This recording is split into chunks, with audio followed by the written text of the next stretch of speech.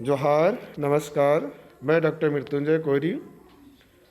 आज हिंदी साहित्य का इतिहास, काल विभाजन, नामकरण एवं उनकी जो सीमा रेखा है, सीमांकन हम कह सकते हैं, इस विषय पर हम आपके सामने प्रस्तुत हैं।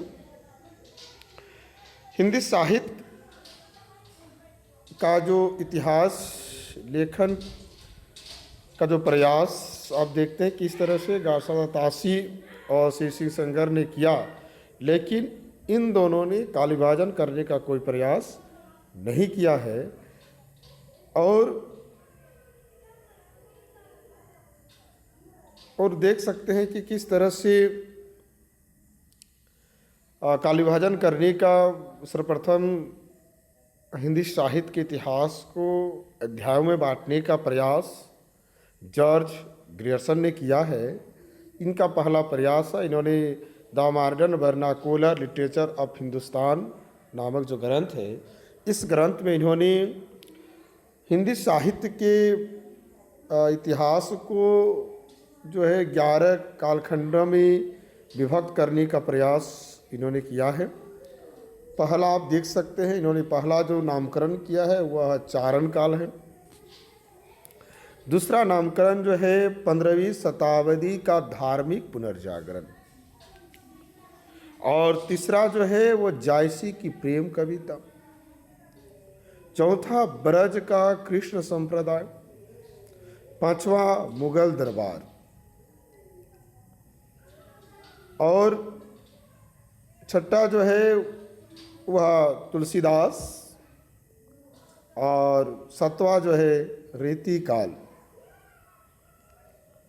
आप देख सकते हैं कि इनका जो 8वां काल विभाजन है, नाम है वह तुलसीदास के अन्य प्रवृत्ति। 18वीं शताब्दी फिर कंपनी के शासन में हिंदुस्तान, और अंतिम जो है वह महारानी विक्टोरिया के शासन में हिंदुस्तान। जॉर्ज ग्रियर्सन ने जो अपना जो नामकरण इन्होंने जो किया है, उसमें आप देखोगे कि जो 11 अध्याय जो है एक काल सूचक है, और इन्होंने ही जो हिंदी साहित्य में सर्वप्रथम जो है काल विभाजन करने का इन्होंने प्रयास किया है, जो इन्होंने 11 अध्यायों में विभक्त करने का काम किया है। हिंदी साहित्य के इतिहास का जो दूसरा प्रयास, जो काल विभाजन करने का जो एक महत्वपूर्ण प्रयास किया है, वह मिश्र बंधुओं के द्वारा है, जिन्होंने 5 कालखंडों में विभक्त किया है, लेकिन उसको पूर्व और उत्तर करके उन्होंने इस कालखंडों को उन्होंने जो है 8 कालखंडों में विभक्त करने का काम किया है। पहला जो है आरंभिक काल, पहला किया है उन्होंने आरंभिक काल, है ना। पहला उन्होंने आरंभिक काल किया है, और आरंभिक काल को उन्होंने बांटने का काम किया है पूर्वारंभिक काल, उत्तरारंभिक काल। पूर्वारंभिक काल का जो समय है वह 700 विक्रम संवत से 1343 विक्रम संवत, और इसको ईस्वी में देखा जाए तो 643 ईस्वी से 1286 ईस्वी। आपको पता होगा कि ईस्वी और संवत में अंतर सिर्फ 57 वर्ष का है। तो ईस्वी जो है 57 वर्ष पीछे चलता है, संवत जो है 57 वर्ष आगे चलता है। और आरंभिक काल का दूसरा जो है उत्तरारंभिक काल। उत्तरारंभिक काल को समय में देखा जाए तो विक्रम संवत जो है 1344 से 1444 ईस्वी जो उत्तरारंभिक काल है, और इसको ईस्वी में देखोगे तो 1287 से 1387 ईस्वी, जो आपको स्क्रीन में दिख रहा है। और दूसरा काल जो विभाजन किया है वो आप देख सकते हैं माध्यमिक काल। दूसरा है माध्यमिक काल। इसको भी दो भागों में बांटने का कार्य किया है, पूर्व माध्यमिक काल, प्रौढ़ माध्यमिक काल। पूर्व माध्यमिक काल का समय विक्रम संवत 1445 से 1560, जो ईस्वी में भी आप देख सकते हैं, स्क्रीन में आपको दिख रहा है। और प्रौढ़ माध्यमिक काल 1561 से 1680 विक्रम संवत। तीसरा इनका जो नामकरण है वह है अलंकृत काल। इसको भी दो भागों में बांटने का काम किया है, पूर्वालंकृत काल, उत्तरालंकृत काल। पूर्वालंकृत काल को 1681 से 1790 विक्रम संवत और उत्तरालंकृत काल को 1791 से 1889 विक्रम संवत। इसमें आप ईस्वी में भी आप देख सकते हैं। अब इनका चौथा जो है वह है परिवर्तन काल, जो 1890 से 1925 विक्रम संवत। और अगला जो है या अंतिम कह सकते हैं वर्तमान काल, जो 1926 विक्रम संवत से अब तक, या ईस्वी में कहे तो 1869 ईस्वी से आज तक का जो समय है वह वर्तमान काल के नाम से इन्होंने अभिहित किया है।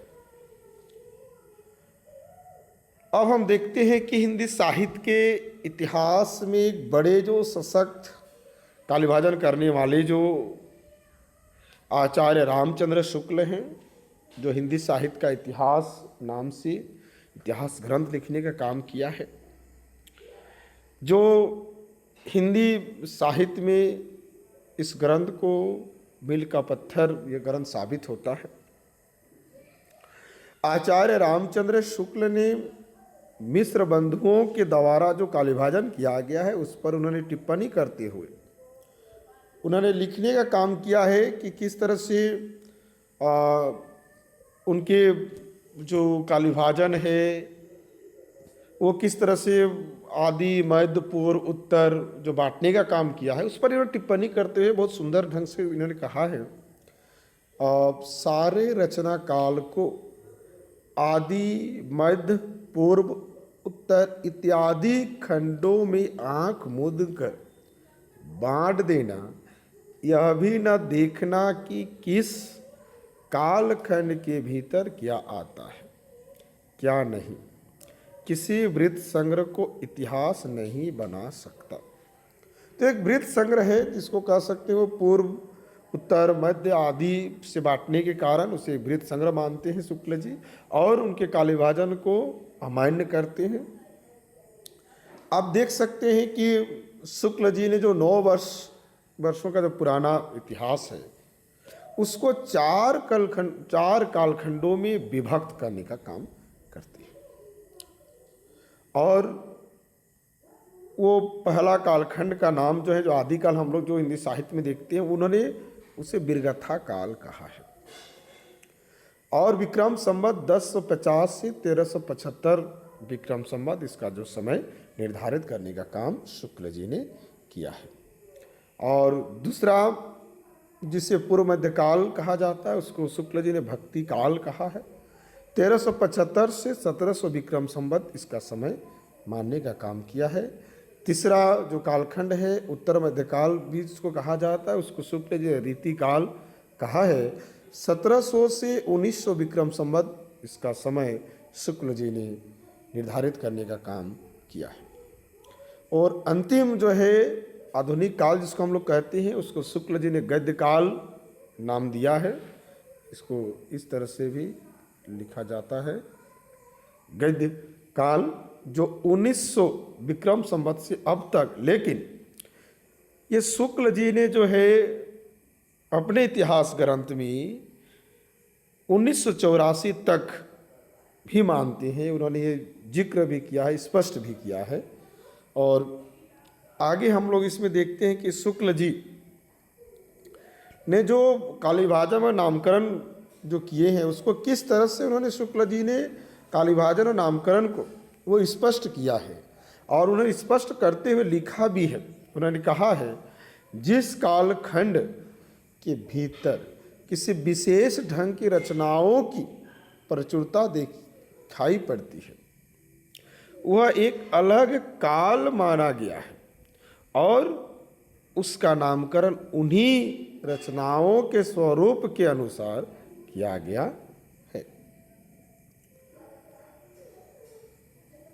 गया है और यद्यपि इन कालों की रचनाओं की जो विशेष जो है वह किस तरह से उन्होंने जो है प्रवृत्ति के अनुसार इनका नामकरण करने का काम किया है, पर यह नहीं समझना चाहिए कि किसी काल में और प्रकार की रचनाएं होती ही नहीं थी।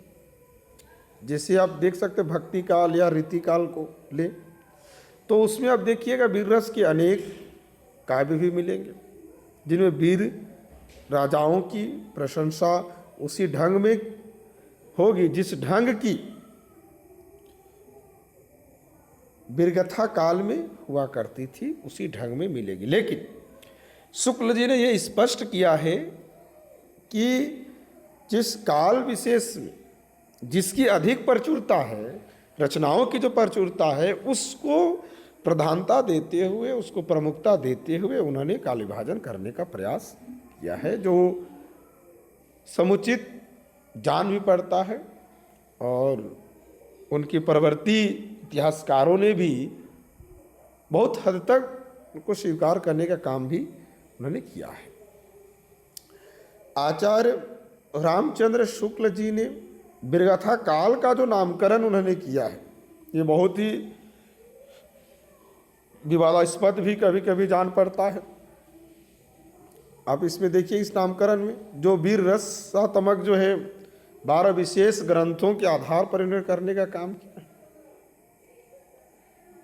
और इन्होंने जो किया है, जो किस तरह से जो 12 ग्रंथ का जिक्र करते हैं, जो विजयपाल रासो हो, हमीर रासो, कृतिलता, कृति पताका, खुमान रासो और विशलदेव रासो, पृथ्वीराज रासो, जयचंद्र प्रकाश, जयमग जस चंद्रिका, प्रमाल रासो, खुसरो की पहलियाँ, विद्यापति की पदावली, ये जो है 12 ग्रंथ जो है गिनाए जाते हैं और इन 12 ग्रंथों के आधार पर शुक्ल जी ने जो है पहला जो काल है उनका नाम उन्होंने वीरगाथा काल रखा है। लेकिन इसमें और कुछ बातें मैं आप लोगों को बताने जा रहा हूँ कि इसमें भी जो 12 ग्रंथ हैं उन 12 ग्रंथों में भी कुछ ग्रंथों को किस तरह से जो है स्वीकार नहीं किया गया या प्रवृत्ति काल की रचनाएं मानी जाती है। जैसे आप देख सकते हैं जो 12 ग्रंथों में से विजयपाल रासो, खुमान रासो तथा विशलदेव रासो जो है ये प्रवृत्ति काल की रचनाएं प्रमाणिक हो चुकी हैं, ये मानी जाती है। इतना ही नहीं, जयचंद्र प्रकाश, जय मयंक जस चंद्रिका एवं हमीर रासो एक नोटिस मात्र माना जाता है, अस्तित्वहीन इन रचनाओं को कह सकते हैं। अब देखिए कि खुसरो की पहलियां जो है ये वीरगाथात्मक प्रवृत्ति से असंबंधित है, ऐसा आप कह सकते हैं। इतना ही नहीं, पृथ्वीराज रासो तथा प्रमाल रासो अर्धप्रमाणिक मानी जा रही है इन रचनाओं को, ये प्रमाणिक रचनाएं नहीं है। अब आगे हम लोग देखते हैं कि इनके बाद जो है कि डॉक्टर राम कुमार वर्मा जो हिंदी साहित्य के इतिहास को जो कालखंडों में विभक्त करने का काम करते हैं, उन्होंने प्रथम काल को उन्होंने संधि काल कहा है और उनका समय जो है विक्रम संवत 750 से 1000 विक्रम संवत तक माना है। उसको ईस्वी में देखा जाए तो 693 से 993 ईस्वी और दूसरा उन्होंने चारण काल कहा है दूसरा को, और वह 1000 से 1375 विक्रम संवत, जहाँ आप कह सकते हैं शुक्ल जी की जगह पर वो आ जाते हैं। जो शुक्ल जी ने जो वीरगथा काल कहा है उनको डॉक्टर राम कुमार वर्मा ने चारण काल कहा है, और उनके जो पूर्व की जो रचनाएं हैं उनको उन्होंने संधि काल नाम देकर उनको रखने का काम किया डॉक्टर राम कुमार वर्मा ने। अब आगे देख सकते हैं कि तीसरा जो है भक्ति काल 1375 विक्रम संवत से 1700 विक्रम संवत। फिर चौथा है रीति काल 1700 से 1900 विक्रम संवत। पांचवा आधुनिक काल जो 1900 विक्रम संवत से आज तक डॉक्टर राम कुमार वर्मा ने मानने का काम किया। अगले इतिहासकार के रूप में हम देखेंगे आचार्य हजारी प्रसाद द्विवेदी जी को, जो इन्होंने जो नामकरण करने का काम किया है, जो हिंदी साहित्य का आदिकाल उनकी एक पुस्तक भी है। वो पहला को आदिकाल कहते हैं, जो प्रारंभिक जो काल है, जो 10वीं शताब्दी से 14वीं शताब्दी तक उसको मानते हैं समय। दूसरा भक्ति काल 14वीं शताब्दी से 17वीं शताब्दी।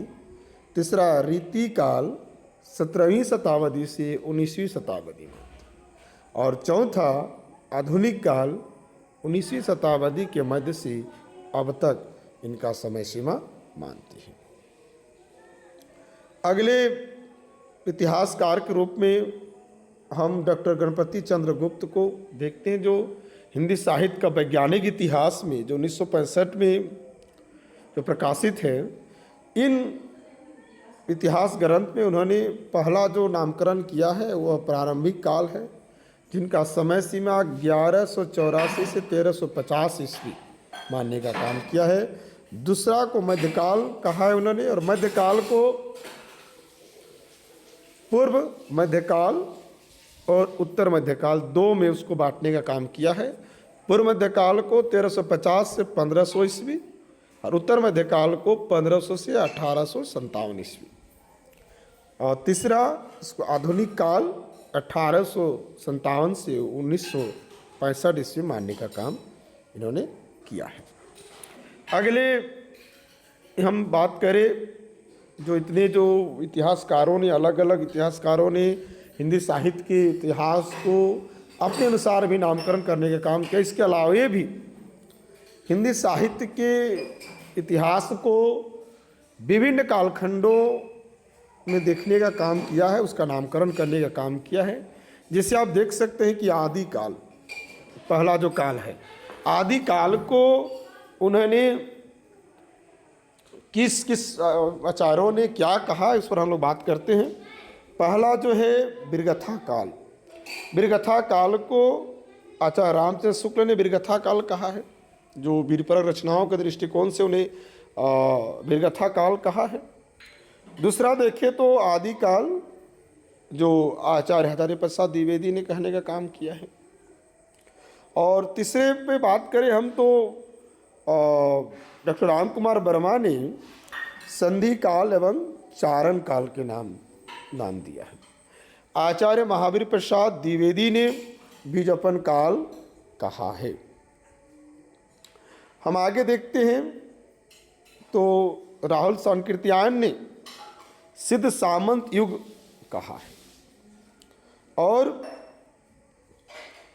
इसमें और बातें कर सकते हैं, और विद्वानों ने जो इतिहासकारों ने कहा है, जैसे मिश्र बंधु आरंभिक काल, डॉक्टर गणपति चंद्र गुप्त प्रारंभिक काल, डॉक्टर बच्चन सिंह अपभ्रंश का जातीय साहित्य, विश्वनाथ प्रसाद मिश्र ने वीर काल।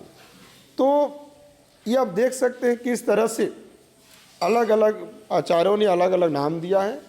आचार्य रामचंद्र शुक्ल ने जो वीरगथा काल कहा तो वीरपरक दृष्टिकोण से, आचार्य हजारी प्रसाद द्विवेदी ने जो आदि काल हिंदी साहित्य में जो जितनी विधाएं हैं, गद्य और पद कह सकते हैं, उसका जो आदि प्रारंभ यहीं से होता है। जो डॉक्टर गणपति चंद्र गुप्त कहे या मिश्र बंधु के द्वारा जो प्रारंभिक काल जो कहा गया है, वो भी हिंदी साहित्य का सब प्रारंभ होना, भक्ति, नीति, श्रृंगार या गद्य रचनाएं, और चारण काल डॉक्टर राम कुमार वर्मा और जॉर्ज ग्रियर्सन ने भी जो है चारण काल कहा है।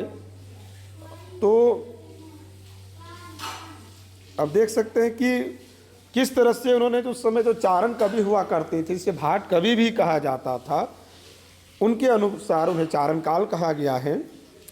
और बीजप्पन काल, जिसका बीज रूप हिंदी साहित्य का जो बीज रूप आपको दिखता है, इसलिए महारी प्रसाद द्विवेदी ने उसे बीजवपन काल कहा है। और सिद्ध और सामंतों का जो युग था, सामंत युग था कह सकते हैं, इसलिए राहुल संकृत्यान ने सिद्ध सामंत युग कहा है। तो अब देख सकते हैं इसमें जो एक नाम मैंने आप लोगों को कहा, जैसे वीरकाल विश्वनाथ प्रसाद मिश्र ने जो शुक्ल के दृष्टिकोण से कहने का काम किया है, और अपभ्रंश साहित्य जो है और का जातीय साहित्य का नाम देने का काम डॉक्टर बच्चन सिंह ने किया। और इसमें एक नाम जो छूटा था, जो चारण काल जॉर्ज ग्रियर्सन ने देने का काम किया था। अगला देखिए हम लोग पूर्व मध्य काल, जिसको भक्ति काल, इसमें अधिकांश विवाद नहीं है, पूर्व मध्य काल या भक्ति काल सबने कहा है। और तीसरा जो है उत्तर मध्य काल, उत्तर मध्य काल को रीतिकाल आचार्य रामचंद्र शुक्ल ने कहा,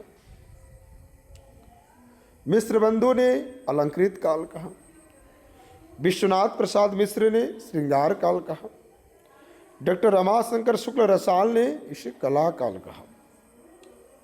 इसमें यदि हम चर्चा करें तो आचार्य रामचंद्र शुक्ल ने विश्वनाथ प्रसाद मिश्र के द्वारा श्रृंगार काल जो कहा गया है, उस पर उन्होंने कहा भी था कि रीति काल में जो श्रृंगारिकता के दृष्टिकोण से उसे कोई श्रृंगार काल कहे तो कह सकता है, इसमें कहीं अनुचित नहीं है। और अब देखते हैं कि किस तरह से रीतिकाल में कला पक्ष पर अधिक जोर दिया जाता है, उसी दृष्टिकोण से डॉक्टर रमाशंकर शुक्ल रसाल ने उसे कलाकाल कहा है।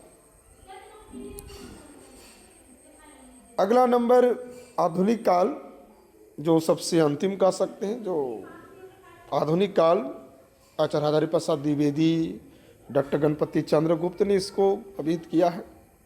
आचार्य रामचंद्र शुक्ल ने गद्य काल इसको कहा है, और मिश्र बंधु ने वर्तमान काल कहा है। तो ये इस तरह से अलग अलग काल में भी हम लोग देखिए कि किस तरह से विभिन्न कालों को एक जगह करके हम लोगों ने देखा कि किसने किस नाम से उसे पुकारा है, क्या नाम दिया है।